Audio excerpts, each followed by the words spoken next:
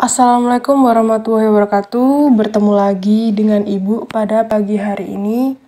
Nah, pada pagi hari ini kita akan melanjutkan materi masih pada bab 4. Dan pada pagi hari ini kita akan mempelajari mengenai teknologi yang terinspirasi dari tumbuhan. Kira-kira apa saja teknologi yang terinspirasi dari tumbuhan? Yuk kita simak videonya bareng-bareng. Yang pertama adalah panel surya. Ada yang tahu panel surya itu apa? Panel surya merupakan alat yang dapat mengubah sinar matahari menjadi energi listrik. Nah, ketika cahaya matahari menabrak permukaan panel surya, menyebabkan elektron atau partikel penyusun atom yang bermuatan negatif dari cahaya matahari tersebut akan bergerak melalui suatu konduktor dan menjadi arus listrik. Mekanisme kerja dari panel surya ini terinspirasi oleh mekanisme fotosintesis yang terjadi pada tumbuhan, khususnya di daun ya.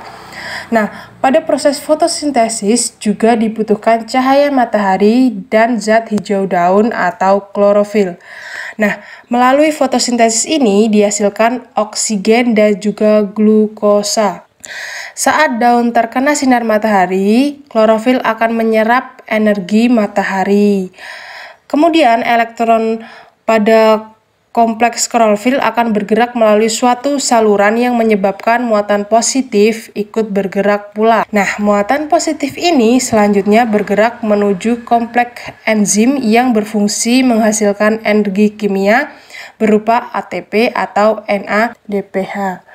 Nah, energi ATP dan NADPH ini selanjutnya akan digunakan untuk mengubah CO2 menjadi glukosa. Yang selanjutnya kita akan belajar mengenai sensor cahaya. Apa sih itu sensor cahaya? Coba amati beberapa lampu di jalanan.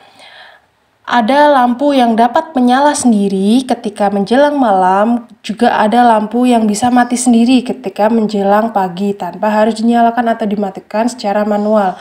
Nah, bagaimana sih hal itu dapat terjadi? Nah, lampu penerangan jalan tersebut mampu menyala dan mati secara otomatis karena dilengkapi dengan sensor cahaya yang disebut fotoresistor atau LDR. Fotoresistor ini mampu mendeteksi ada atau tidak cahaya di lingkungan sekitarnya. Nah, fotoresistor ini merupakan resistor atau hambatan listrik yang dapat diubah nilai hambatannya melalui penyinaran cahaya. Hambatan listrik dari fotoresistor ini akan berkurang jika terkena cahaya. Dengan kata lain, jika terdapat cahaya, alat ini mampu menghantarkan listrik. Saat menjelang pagi, sinar matahari akan mengenai fotoresistor, menyebabkan listrik mengalir menuju saklar. Nah, aktivitas saklar ini malah akan mematikan aliran listrik utama, sehingga lampu penerangan jalan menjadi mati. Saat menjelang malam, aliran listrik tidak dapat mengalir melalui fotoresistor ini, sehingga tidak ada aliran listrik yang mengalir menuju saklar. Akibatnya, saklar berada dalam kondisi on, sehingga lampu penerangan menyala. Mekanisme pada lampu penerangan tersebut juga terinspirasi oleh mekanisme yang terjadi pada tumbuhan. Tanaman kaktus hidup di daerah gurun yang kering. Tumbuhan kaktus memiliki stomata yang unik. Stomata kaktus akan membuka saat malam hari dan akan tertutup saat siang hari untuk mengurangi penguapan. Proses membuka dan menutupnya stomata didukung oleh aktivitas sel penjaga stomata.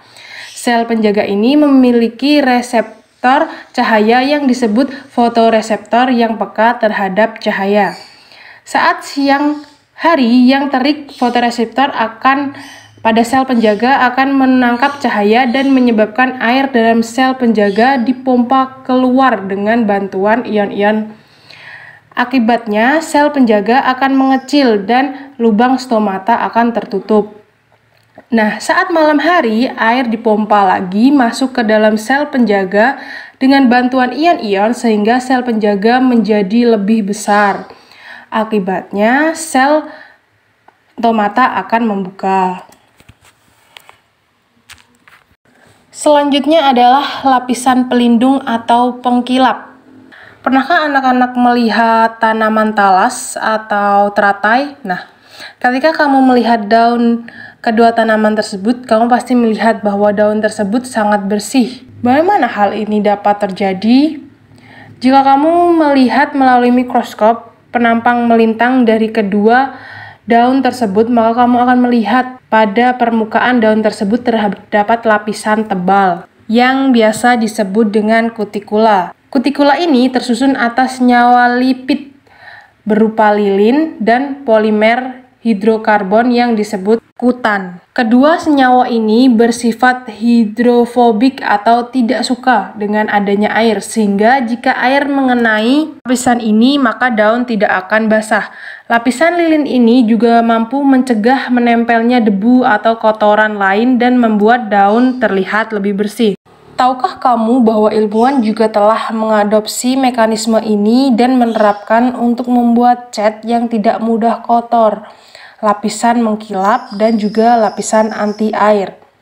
Misalnya pada semir sepatu, lapisan mengkilap pada mobil atau perabotan rumah tangga, dan juga lain sebagainya, sehingga debu tidak mudah menempel atau kotoran lainnya. Kemudian alat yang selanjutnya adalah alat pemurnian air. Pernahkah kalian bermain di suatu danau, waduk, ataupun kolam? Apakah kamu melihat enceng gondok di tempat tersebut? Dan apakah kamu juga melihat bahwa perairan tersebut jernih? Pada umumnya, perairan yang ditumbuhi enceng gondok, kondisi airnya jernih.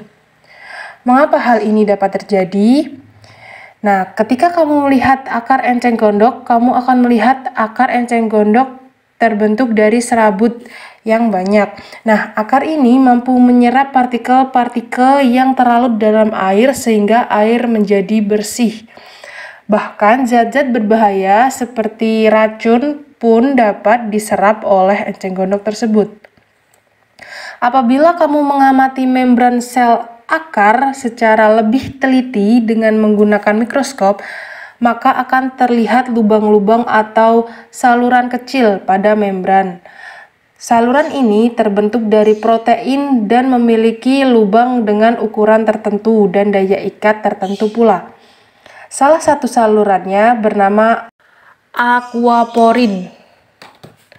Aquaporin ini merupakan saluran yang hanya dapat dilewati oleh air sehingga partikel lain tidak dapat masuk lewat aquaporin ini. Mekanisme tersebut menginspirasi ilmuwan untuk mengembangkan teknologi penyaringan atau pemurnian air. Dengan teknologi ini, air yang kotor dapat disaring sehingga air hasil penyaringan benar-benar bersih dan aman untuk dikonsumsi. Selanjutnya adalah gedung teater di Singapura. Selain menginspirasi untuk mengembangkan teknologi, struktur organ dan jaringan tumbuhan juga menginspirasi untuk rancangan bangunan. Misalnya di gedung teater di Singapura yang terinspirasi dari struktur kulit durian. Lapisan terluar dari atap gedung tersebut membentuk segitiga seperti pada kulit durian. Nah, atap ini dapat diatur untuk mengikuti pergerakan matahari sehingga dapat menjaga intensitas cahaya yang masuk ke dalam gedung teater tersebut. Terima kasih sudah menyimak video pada pagi hari ini, semoga bermanfaat. Wassalamualaikum warahmatullahi wabarakatuh.